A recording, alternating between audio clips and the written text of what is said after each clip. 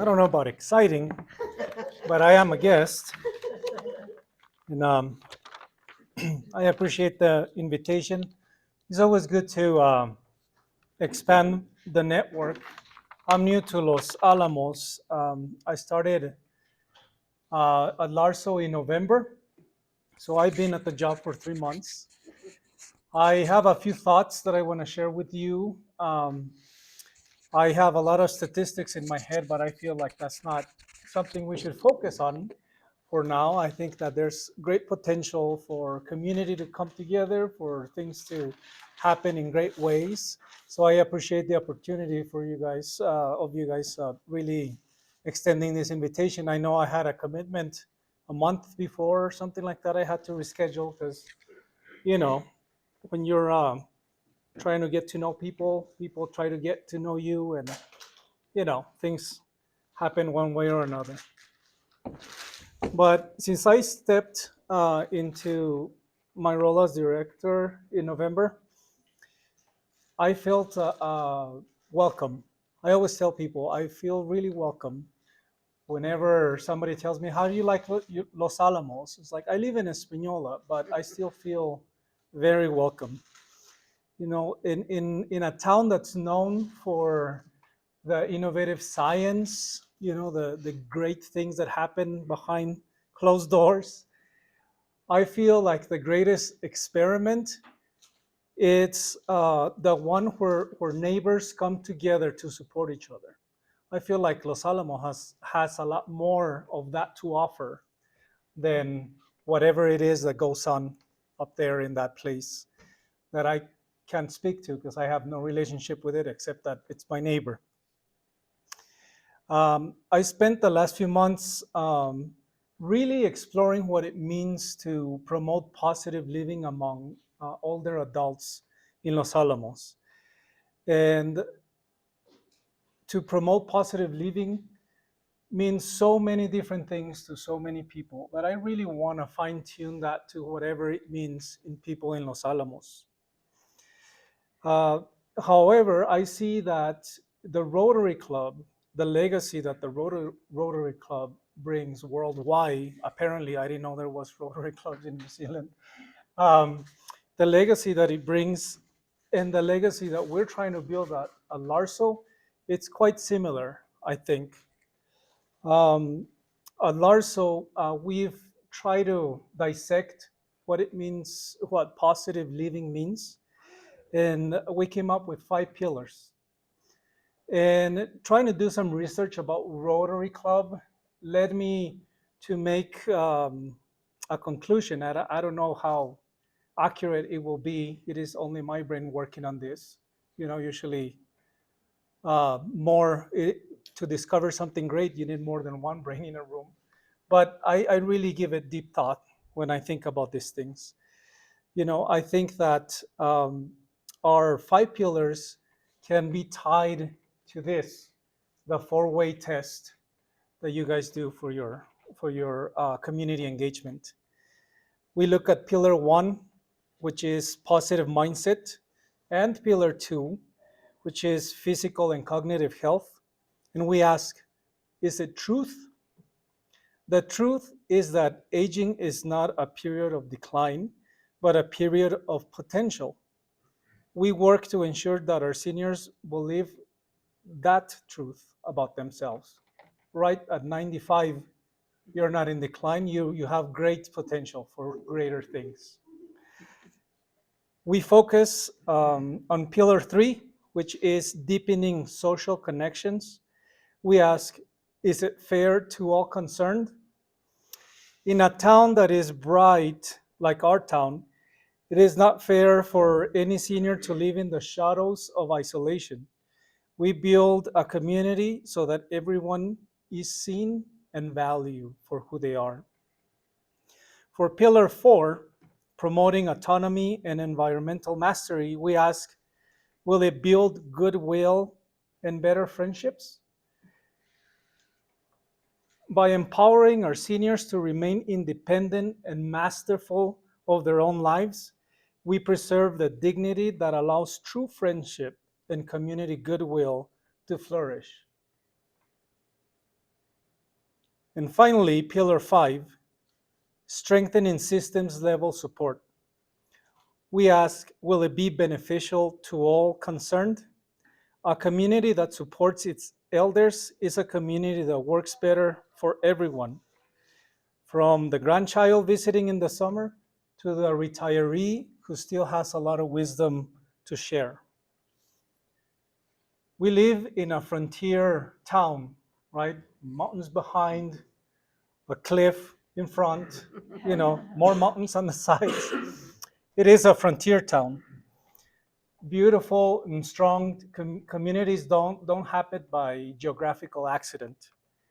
They are built on the legacy of people who decide to be there for each other. The Rotary Club of Los Alamos is a living example of strength. You are a room full of people who believe in service above self.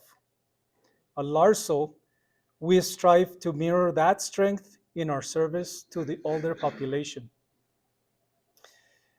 I want to plant a seed of curiosity today. What does the next chapter of care look like? I see a partnership, a future where the Rotary Club and LARSO are not just living side by side or being neighbors, but we're true collaborators. I'm here to make an invitation to you all. I want you to think and reflect with me, how can we use our collective strength to ensure that Los Alamos isn't just a place where people come here to work, it's a place where people can really enjoy their life in every stage of it. My journey at LARSO is only a few months old, I think 3 and a few days. But my commitment to the mission it really comes from my passion to serve people. I am inspired by the movement of the Rotary Club. I am honored to stand beside you in service to this community. Let's not just celebrate the legacy of the past. Let's build a new one together, one that passes the test of truth, fairness, and benefit for every resident in Los Alamos, regardless of their age. Thank you so much.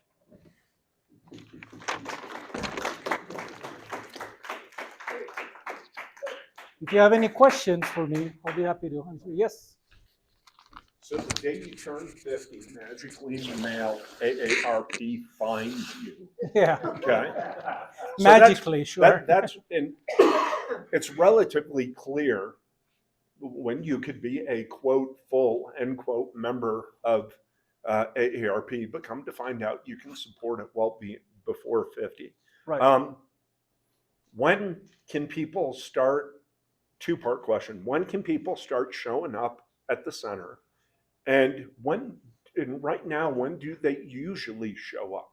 Okay. I mean, I'm guessing transition work to retirement is one factor, Right. but where's age fit in? And are you going to kick us out if there's something interesting you're doing? And well, you're only 50. So Yeah. Well, driving positive living for seniors means inviting the community. So you really, to come to the senior center, you don't have to be of certain age.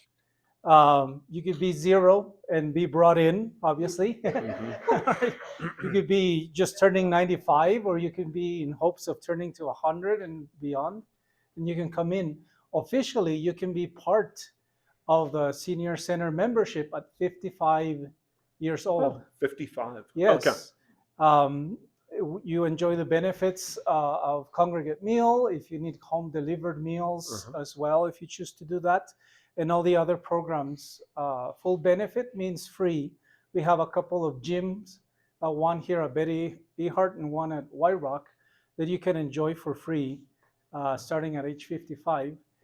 What we see is people usually showing up around 65 and over. Okay. It's a challenge that we have to overcome, but I think as we dig into what makes LARSO what it is, we can find out what that means. And do we find your site by going to the Los Alamos County site and drilling down to find you, or how do you suggest we get to your site so that we can find out about membership? larso.org. You Got can it. Google us. Okay. We are not part of the county Okay. administratively. Okay. We are contracted by the county, Okay. so we hold a contract, but we're not part of their administrative operations. Probably makes you more efficient and absent Yeah, poor decisions. yeah. Well, Okay. Cool. it makes them happy because it saves them a whole lot of money Okay. because we have to match a lot of that funding. Right now, the county is about 55% of our funding, Mhm. and so we have about 45 with state grants, other grants, fundraising, things like that. So it is cheaper for them to hire us, and we want to keep it that way for the benefit of everybody else. Yeah, thank you. Yeah, Cool. Thanks. yeah. Can you say a little bit about some of the programs that you offer at the Betty T. Hart Center as well as in White Rock?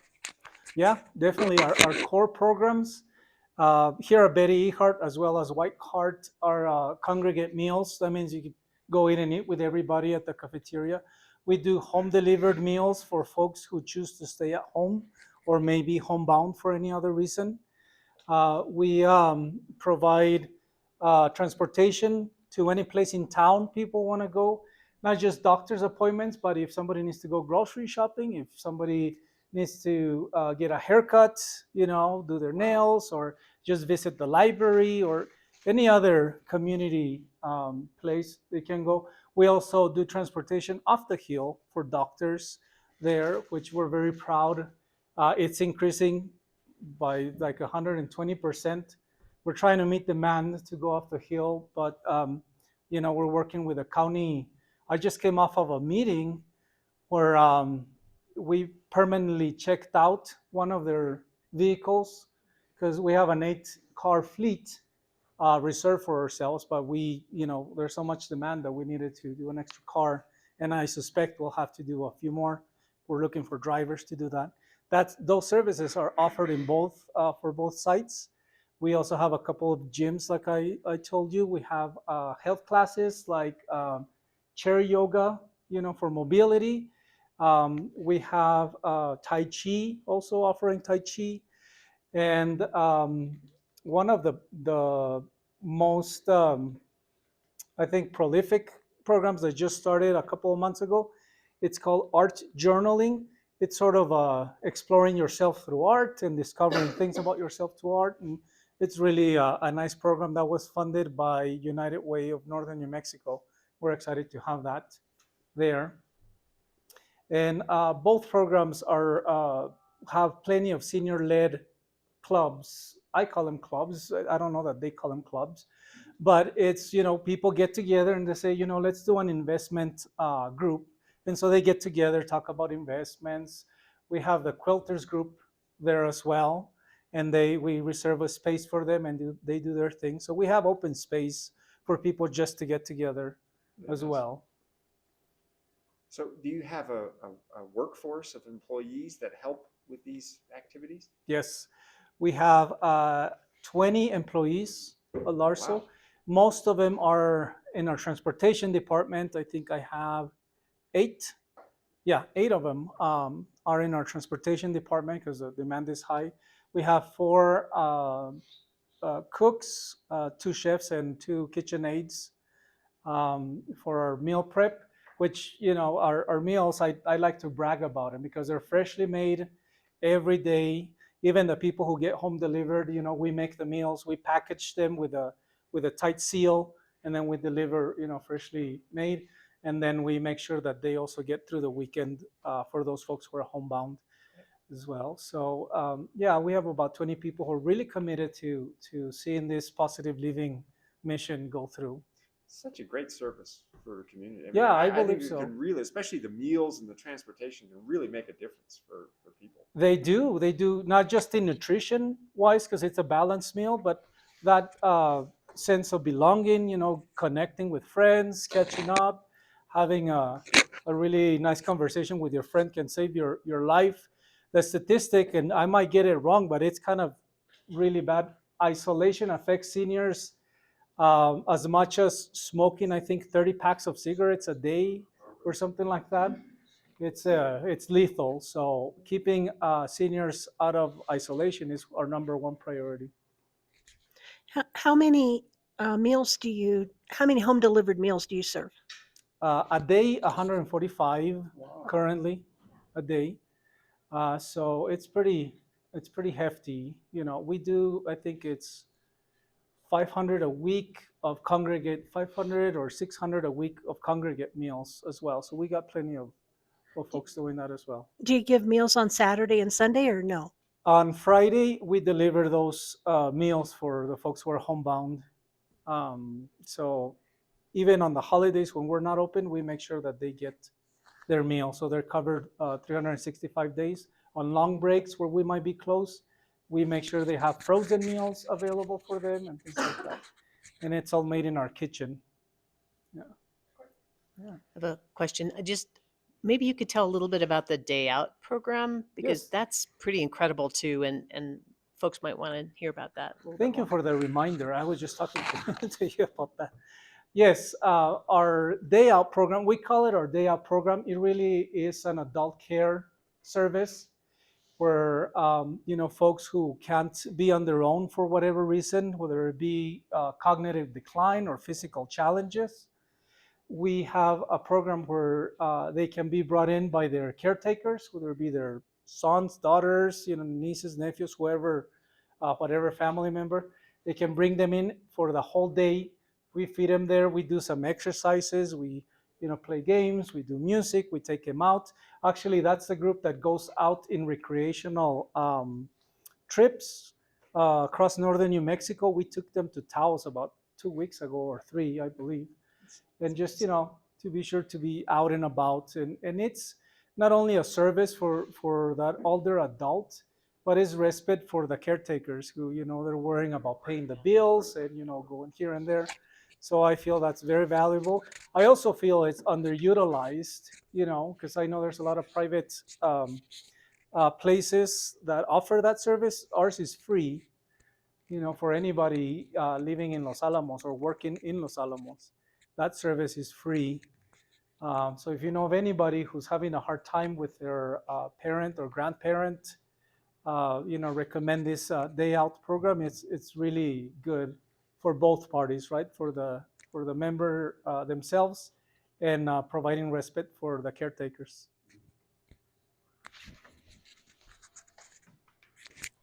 What challenges are you facing operating a senior center in Los Alamos? Well, I like to say that there's no challenge big enough that we can't overcome. I'm a realist too. I like to be realistic about things. There's such a high demand for services that we've outgrown our budget. Our biggest challenge is meeting the needs and stay constrained within our budget. We're not going broke or anything like that, but I feel like we need that growth here pretty fast. We need to add about $300,000 to our budget to meet the needs of our growing senior population, because we're signing up about 15 people every month, which is a high rate if you account for the whole year. That's more than 100 people a year. So, and we welcome it. We don't want to start sacrificing those trips down the hill or anywhere else, because I feel that it's just as important for an older adult to get to the library, if that's where they want to hang out, than going to the doctor's appointment. It's important to get to the doctor when it's just a regular checkup, just as if it's a specialist appointment. So sacrificing any service is out of the question for me. It's actually detrimental for somebody's health not to be able to go to the park or to get their nail done or their hair done, because you feel like you're not worth the worry, and that's not the message we want to put across. We want to make sure everybody feels really important. So as a follow-up, is the county and state up to meeting that funding requirement? Yes, they're very willing. The county is a great partner. The contract we're working under is 7 years old, at COVID or pre-COVID, something like that. And so the reimbursement rates for our services are extremely low. You account for inflation, prices going up through, high demand and shortages, things like that. So it cost us about $20 to feed a person, and the reimbursement it's $11 for that. And we take it in good faith that it's because the rates are locked in due to the contract being what it was. So we're gonna go to a renewal of the contract. The RFP comes out this summer, and we'll go into our new contract next fiscal year. So we have high hopes that we can, meet some of those needs through that contract. The state is the same way. Their contract is 5 years old, so we have to renegotiate those terms and stuff like that. So I think we'll be in good place. We are pursuing a very aggressive grant strategy, making sure that we're feeding money where it should be. Instead of, unfortunately, being in a place of innovation, we have to really meet the needs of our population right now. So you won't be seeing, a whole lot of exciting new things going on as far as programs go, but we'll be definitely meeting everybody's needs, which is our priority currently. I wanted to know what's the status on drivers. Last I heard, like it was hard finding enough drivers to get people like to their doctor's appointments down the hill and things like that. Yes, it has to do with our budget limitations. I'm sad to say, and this is something I'm trying to work on. I'm sad to say that our drivers are paid about $4 an hour less than the average nonprofit rates for an employee, and that's just not executive level salaries. It's just the regular hourly wages. So it's hard to recruit somebody who's committed at that compensation level. We're thankful to have some part-timers and retirees who are helping us with that. I'm working towards, improving that situation so that we can recruit drivers. And it is one of our cases that sometimes we don't have enough drivers. We rely on volunteers, and we are very thankful for volunteers. Sometimes our volunteers, get stuff in their way and they can't fulfill a ride even if they committed a month ahead or something like that. So my priority is to make sure that we have a solid workforce to meet those needs, and then the extra we can rely on volunteers for that. But I was really scared when I first got hired back in November. I heard a story from one of our drivers telling me that one of our seniors was waiting for an appointment for 6 months. And we had everything arranged with a volunteer who was going to take them. The volunteer had a commitment out of state, and it was like a 2-week period when they let us know, and we couldn't get anybody else to take them. And unfortunately, that person had to miss their appointment. And that was a horror story for me. I was like, we cannot have that happen. So I'm prioritizing making sure that the coordination happens with our paid drivers first, and then we will lean on volunteers for anything else. What are the requirements for drivers? Clean record and passing a background check, a criminal background check. That's all. We don't have vehicles big enough to require a CDL or anything like that. Yeah. Yes. Really good thing, yes. And we don't want to do that either. Yeah. I told my coordinator I'd rather just have 3 or 4 vehicles out on the same trip than driving a big bus with a CDL requirement and stuff like that. Currently, anyway. Hopefully, we can grow into something more professional. Yes. So can individuals donate to your organization, or is it just big grants from big organizations? No, anybody can donate. Anybody can make donations to LARSO. You can go through larso.org and make a donation there. You can write a check. You can walk in and hand an envelope with some cash to our accountant. She makes sure to give you a receipt for it. Donations are very welcome, definitely. Kind of this is getting your thoughts. It's a real challenge area. So if I understand correctly, I've done a little bit of digging on this, and others I'm sure know this history more. There was a whole there was a number of things that were established kind of within the same 10 to 20-year period, which included both senior centers, Oppenheimer Place, at the time Aspen Ridge and Sombrio, kind of as a whole set of different pieces of the very complicated puzzle for senior and elder care. You mentioned community. Now that Sombrio, former Sombrio and Aspen Ridge are owned by a private organization, what is your view on LARSO and the senior centers as a as a very important part of that ecosystem, and perhaps connections or not, or non-connections to those organizations? Just curious. It's Mm. I I could I talk to you about that in no, private for a long time. no, it's okay. I feel like LARSO needs to be not just a hub for seniors, but also a welcoming community place. We do want to see a well-managed, groups of high schoolers, maybe junior high or kindergarten, coming to do something. Our seniors present, enjoy their present. There could be some mingling together potentially for that. Um, if I'm open to any partnership that reflects on positive living for our seniors, if it aligns with our mission, we will go ahead and explore it. Because if we want a thriving senior community, we want to make sure we keep feeding that kind of wheel, right? So if the STEM club from, I don't know if the Y or the youth center does it, they want to come and do some work at the senior center, we'll be happy to host them and have them there, because we want to open up the doors to everybody to come in and see what the value of our older population is as well. They have a lot to offer. I truly believe that.